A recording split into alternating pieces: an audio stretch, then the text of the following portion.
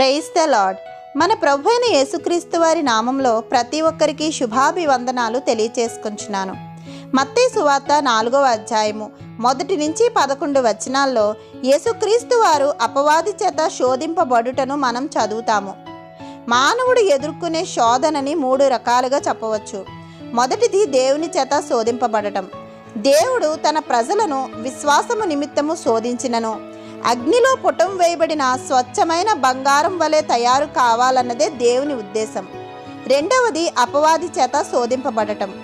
దేవుని నుండి మానవుణ్ణి దూరం చేయటానికి అపవాది అనేక రకాల ఆకర్షణలతో మానవులను పాపంలో పడినట్లు చేస్తుంది. మూడవది స్వయంకృతాపరాధము. తన సొంత నిర్ణయాల వలన దేవునిపై ఆధారపడకుండా ఒక్కోసారి మన జీవితంలో అనేక రకాలుగా ఆపదలను మనం ఎదుర్కొంటాము. ఇక్కడ అపవాది క్రీస్తు వారిని 3 రకాలుగా పాపంలో పడవేయాలని ప్రయత్నించడం మనం చూస్తున్నాము. మొదటిది స్వార్థము. మత్తయి సువార్త 4వ అధ్యాయము 3వ వచనంలో ఆ శోధకుడు ఆయన వద్దకు వచ్చి, నీవు దేవుని కుమారుడవైతే ఈ రాళ్ళు రొట్టెలగునట్లు ఆజ్ఞాపించుమనెను. క్రీస్తు వారికి గొప్ప శక్తి ఉన్నదని సాతానుకి తెలుసు. అయితే ఆ శక్తి తన సొంత లాభం కొరకు వాడుకోమని సాతాను చెప్తున్నాడు. నిజానికి దైవ కుమారుడైన క్రీస్తు వారు 5,000 మందికి 5 రొట్టెలు 2 చిన్న చేపలు పంచిపెట్టుటలో గొప్ప అద్భుతం జరిగించారు. కానా విందులో నీటిని ద్రాక్షారసంగా మార్చి ఆశ్చర్య కార్యం చేశారు. అయితే దేవుని మహిమ తన సొంత ప్రయోజనం కోసం వాడుకోవడానికి క్రీస్తు వారు నిరాకరించారు. క్రీస్తు వారు ఏ అద్భుతాన్ని తన కోసం తాను చేసుకోలేదు.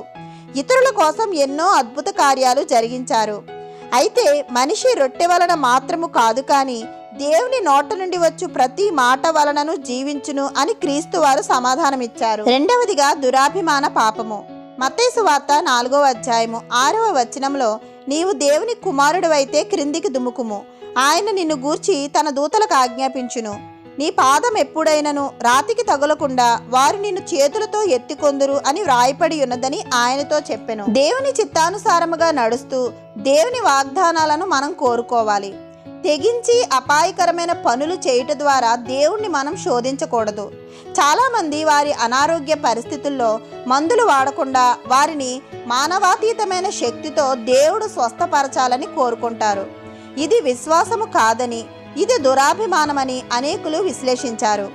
మందులు దేవుని సృష్టిలో నుండి తయారు చేయబడినవి కాబట్టి అనారోగ్య పరిస్థితుల్లో మందులు వాడాలి.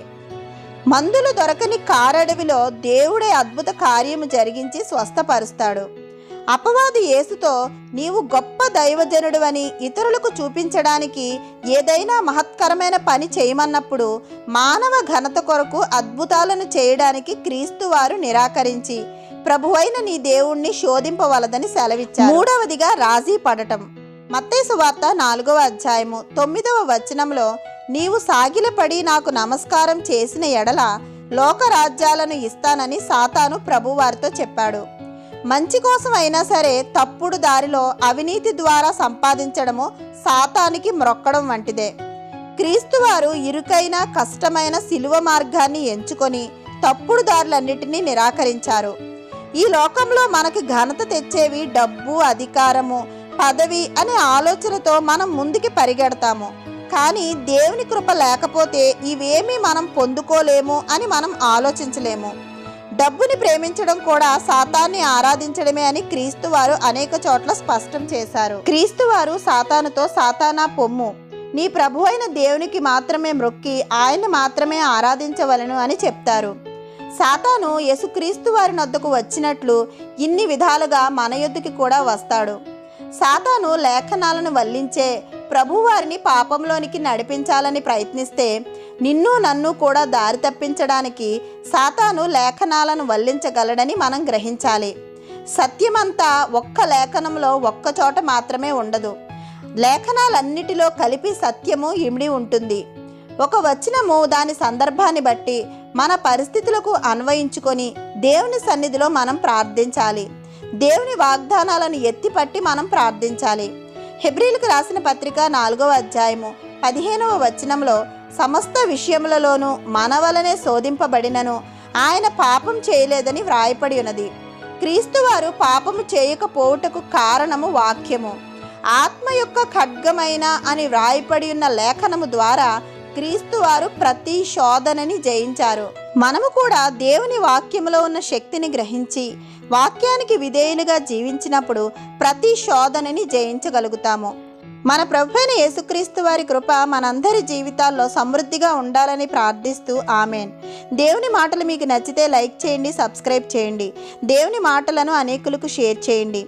ఇంకా పరిశుద్ధ గ్రంథంలో అనేక అంశాలను మనం ధ్యానం చేసుకోవడానికి కావలసిన దేవుని కృప నడిపింపుల కొరకు మనందరము ప్రార్థిద్దాం. ఆమెన్.